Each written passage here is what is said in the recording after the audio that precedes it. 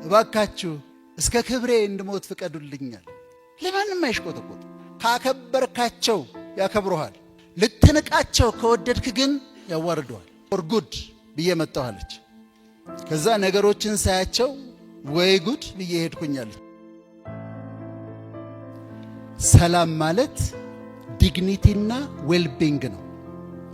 ሰላም ማለት ክብርና ደህንነት ነው እንጂ የጦርነት አለመኖር አይደለም ብሎ በሁለት ትላልቅ ቃላት ይገልጸዋል። በዲግኒቲ እና በዌልቢንግ፣ በክብርና በደህንነት። ከዛ ይቀጥልና የትምህርት ተደራሽነት፣ የጤና ተደራሽነት፣ የቤዚክ ነሰሲቲስ ተደራሽነት፣ ሰዎች በመረጡት መንገድ መኖር መቻላቸው፣ እርስ በርሳቸው በቶለራንስ በመከባበር መኖራቸው ሰላም ነው ይላል። ግን አጭሩ ዲግኒቲና ዌልቢንግ ብሎ ነው። ዲግኒቲ የሚለውን ቃል እጅግ በጣም ወደዋለሁ። ክብር የሚለውን በተለይ ትላልቅ ጽንሰ ሐሳብን የሚሸከሙልኝ ሁለቱ ዲግኒቲና ሂዩሚሊቲ አብረው ሲሆኑ ደግሞ እጅግ በጣም ደስ ይለኛል። ዲግኒቲ ክብር፣ ሂዩሚሊቲ ትህትና አብረው በአንድ ሰው ውስጥ ሲገኙ የዛን ሰው ፐርሰናሊቲ እጅግ ያልቁታል። ዲግኒቲ ኩራት ማለት አይደለም፣ ትዕቢት ማለት አይደለም። ዲግኒቲ ማለት አንድ ሰው የራሱን ማንነት ተቀብሎ የራሱን በሰልፍ ስቲም የራሱን ማንነት ተቀብሎ ያንን ሳያዋርድ ሲይዝ ነው። ትህትና ደግሞ በፈቃደኝነት ጓደኛዬ ከኔ ይሻላል ብሎ መቁጠር ነው። ስለዚህ እነዚህን ሁለት ቃላት አብረው ሲሆኑ እወዳቸዋለሁ። ዲግኒቲ መታወቂያቸው ነው። መገዛት አይሆንላቸውም። እሺ አይሉ፣ ለእንጀራ ብለው አይሰግዱም፣ እምቢ ይላሉ። ቅኝ ገዢዎች ሲመጡ በኃይል ብቻ አልነበረም። መንገድ እንሰራላችኋለን፣ ድልድይ እንሰራላችኋለን፣ ሆስፒታል እንሰራላችኋለን፣ ቋንቋ እናስተምራችኋለን፣ ስፓጌቲ ትበላላችሁ፣ ማካሮኒ ትበላላችሁ አሏቸው። አይሆንም አሉ። ዲግኒቲያችን ከተነካ ማካሮኒው ይቅር፣ ፓስታው ይቅር አሉ። መለያቸው ነው። ከምግቡም ከሁሉም ይቅር አሉ። ካከበርካቸው ያከብሩሃል፣ ልትንቃቸው ከወደድክ ግን ያዋርደዋል። ካከበርካቸው ያከብሩሃል፣ ልትንቃቸው ከወደድክ ግን ያዋርደዋል። ትሑታንን ያከብራሉ፣ ትዕቢተኞችን ይቃወማል። ራሳቸውን ማዋረድ አይሆንላቸውም። ዛሬ የዚህ ስብሰባ ማዕከል የተገኘ በኋላ ጨርሰን ስንወጣ ሰፈሩ መርካቶ ቢሆንና የታክሲ ኪስ ውስጥ ባይኖረው ሰውን የታክሲ ስጠኝ ከማለት በእግሩ መሄድን ይመርጣል። ለክብሩ ዋጋ ይሰጣል፣ ለዲግኒቲው ቦታ ይሰጣል። ሲብስብን ሰዎች ሲብስባቸው ለልመና ሊወጡ ይችላሉ። ያለበለዚያ ግን ኢትዮጵያውያን በክብራቸው በዲግኒቲያቸው አይደራደሩ። በጣም ታላቅ የሆነ አርቲስት ፈቃዱ ተክለማርያም ታመመ። ሲታመም ጓደኞቹ ተሰባሰቡና ለምን እርዳታ አንሰበስብልህም አሉት። እርዳታ ይሰብሰብና ታከም አሉት። ይሄ ያገለገልከው ህዝብ ነው፣ ምን ችግር አለው ካገለገለው ህዝብ? ፈቃዱ ግን እንደዚህ ያለ፣ ፈቃዱ ተክለማርያም እባካችሁ እስከ ክብሬ እንድሞት ፍቀዱልኛል።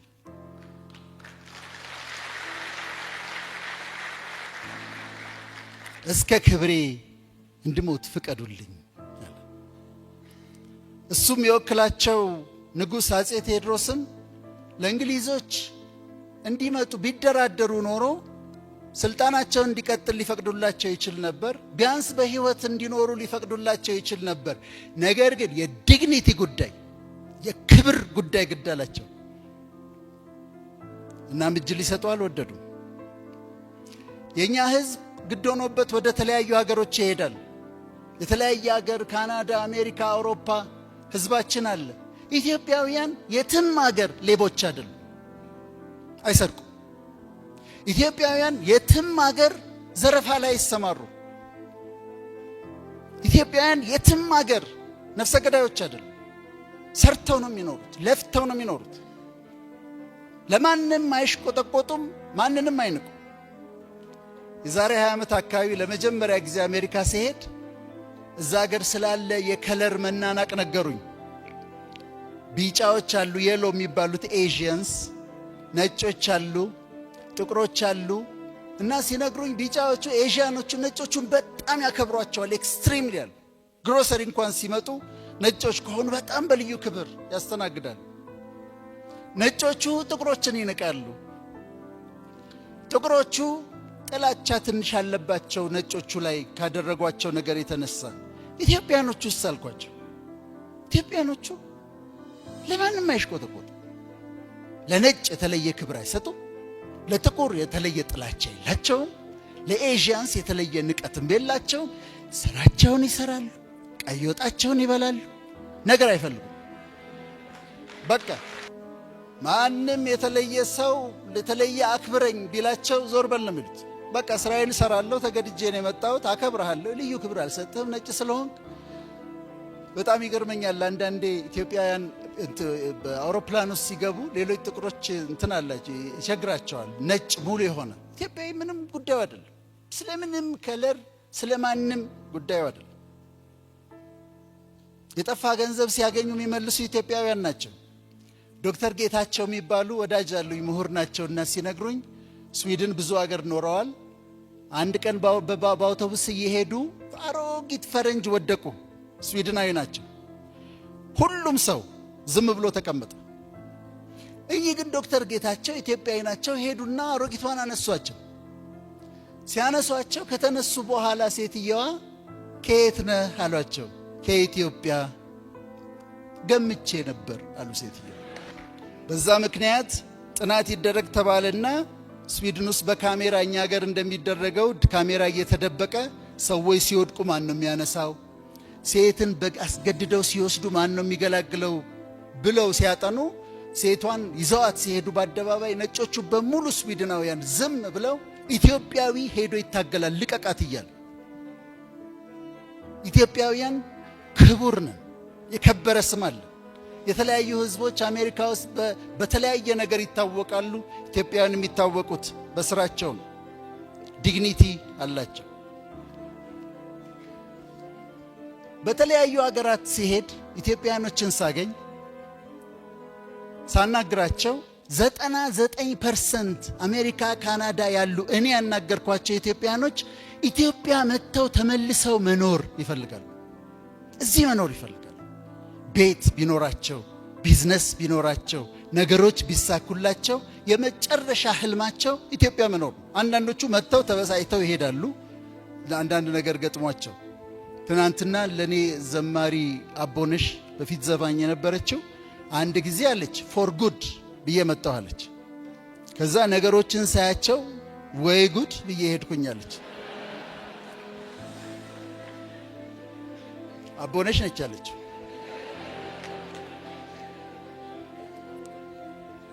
ግድ ሆኖባቸው ነው በሰው ሀገር የሚኖሩት፣ ተገደው ነው በሰው ሀገር የሚኖሩት። እኔ በግሌ የማውቃቸው አበበችና አልማዝ የሚባሉ ሴቶች ነበሩ። ስማቸውን ቀይሬው ነው። እና አብረው ይሰራሉ። አሜሪካን ሀገር ጽዳቱን ይሰራሉ፣ ፓርኪንጉን ይሰራሉ፣ ሁሉን ነገር አብረው ይሰራሉ። ልዩነታቸው ምንድነው? አበበች ሾፒንግ ትወዳለች። በምታገኘው ገንዘብ በሙሉ ታጠፋዋለች ሾፒንግ ሄዳ። አልማዝ ደግሞ ታጠራቅማለች። በኋላ አልማዝ አጠራቀመች እና ኢትዮጵያ መጣች። ቤት ገዛች፣ ሱቅ ከፈተች፣ መኪና ገዛች፣ ተደላደለችና መኖር ጀመረች። በኋላ አበበች ስትደውልላት፣ ለአልማዝ ስልክ ስትደውልላት እዚህ ሰራተኛዋ ታነሳለች። የአልማዝ ሰራተኛ አልማዝ አለች ወይ ብላ ትጠይቃታለች። እሜቴ አልማዝ ተኝተዋል ትላታለች። እሜቴ አልማዝ ተኝተዋል እኮ ቀስቅሻታ። አይ እሜቴ አልማዝ አይቀሰቀሱም፣ እንቅልፋቸውን ጨርሰው ነው የሚነሱት ትላታለች። ያቻውን መናደር ጀምራለች አበበች። እኔ እኮ ጓደኛዋ ነኝ፣ አበበች ነኝ እኮ ትላለች። እንዴ ይሄው እኔ ሰራተኛዋ ነች፣ ይሄው እኔ ፍርፍር ሰርቼ ቡላ ሰርቼ ቡና አፍልቼ እየጠበቅኳቸው ነው ከእንቅልፋቸው እስኪነሱ። የአበበችን ንዴት ማየት ትችላላችሁ። እዛ ሆና ፎጣውን ነው የምትወረውርበት። እሜቴ ተኝተዋል፣ እሜቴ አይቀሰቀሱም ትላለች። ኢትዮጵያውያን ኤርትራውያን ሲማሩ እስከ ጥግ ድረስ ይማራሉ። በተለያየ ዓለም በዩኒቨርሲቲዎች ውስጥ ከፍተኛ ቦታ ያላቸው ኢትዮጵያውያን አሉ። እጅግ የተከበሩ ትላልቅ ቦታ ያላቸው እነዚህ ኦሮሞም ናቸው፣ ትግሬም ናቸው፣ አማራም ናቸው። የኢትዮጵያውያን ዲግኒቲ በዓለም ዙሪያ እጅግ በጣም የከበረ ነው። በጣም የከበሩ ናቸው። ታዲያ የኢትዮጵያውያን መታወቂያቸው ዲግኒቲ ከሆነ የሚገልጻቸው ክብር ከሆነና የተባበሩት መንግስታት ደግሞ ሰላም ማለት ክብር ነው ካለ ኢትዮጵያውያንን ክብር ሊያሳጣቸው የሚችለው አንድ ነገር ነው። እሱም ሰላም ማጣት ነው። በ2019 ግሎባል ፒስ ኢንዴክስ አገሮች ሲወዳደሩ ሰላማዊ አገሮች ፒስፉል ኔሽንስ ተብሎ ሲወዳደሩ ኢትዮጵያ የያዘችው 131ኛ ደረጃ ነው። ከዓለም 131ኛ ነን በሰላም ሲወዳደር ፒስፉል ኔሽንስ ወይም ለመኖር የሚመቹ አገሮች ተብለው ሲወዳደሩ አይስላንድ፣ ኒውዚላንድ፣ ስዊድን፣ ስዊትዘርላንድ፣ ሲንጋፖር፣ ጃፓን የመሳሰሉት አውስትራሊያ፣ ቶሮንቶ 6ኛ ነች። እነዚህ the most peaceful nations ሲባሉ እኛ ደግሞ 131ኛ ነን። አሁን ከበጠበጥ ነው ያንን ሰላም ደግሞ ስንተኛ እንደምንወጣ መገመት ትችላላችሁ። ሰላማችንን ማጣት የለብንም። እኔ በህዝቤ ተማመናለሁ። በኢትዮጵያውያን የብሔር ብጥብጥ ተሞከረ። አንተ እኮ ተጎድተሃል፣ አንተ እኮ ተጎድተሃል ብለው ሊያጋጩ ሞከሩ። ትንሽ ተነሳና ህዝቡ እምቢ አለ፣ አልጋጭም አለ። የሃይማኖት ተሞከረ።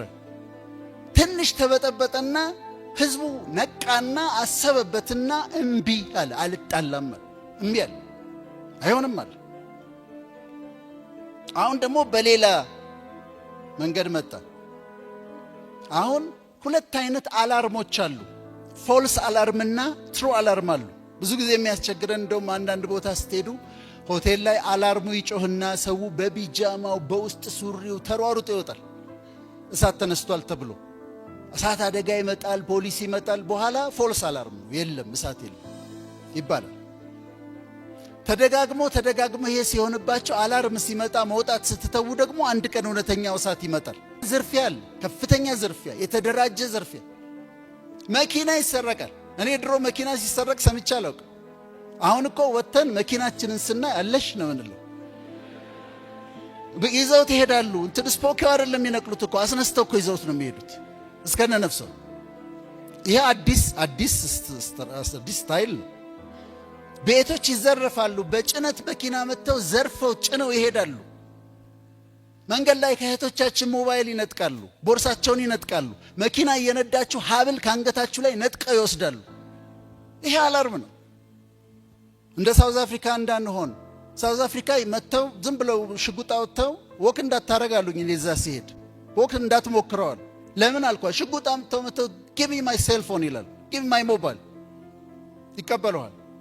እንዲህ እንዳንሆን አምሽተን እንደዚህ የማንወጣበት አገር እንዳይሆን ይሄ እውነተኛ አላርም ነው፣ መጠንቀቅ ያለብን አላርም ነው።